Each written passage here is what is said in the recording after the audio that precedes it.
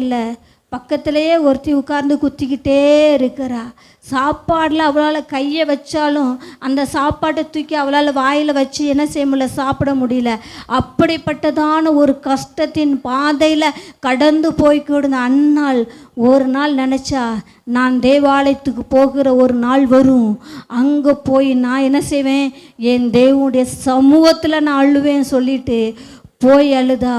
ஒரு நாள் அழுதா, அப்புறம் அவள் வாழ்நாள் முழுவதும் அவளுக்கு சந்தோஷத்துக்கும் மகிழ்ச்சிக்கும் குறைவே இல்லை.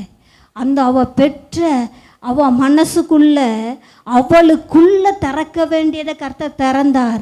அவள் என்ன பண்ண, போய் அழுது ஜோம் பண்ணிட்டுலாம் வரல, தேவ சமூகத்தில் விண்ணப்பத்தை வச்சா. நீர் எனக்கு கொடுத்தா அதை உங்களுக்கு தான் நான் என்ன செய்வேன், கொடுப்பேன். முதற்கனி உங்களுக்கு உரியது தான் அப்படிங்கிற சத்தியத்துக்குள்ள வந்தா. ஏன்னா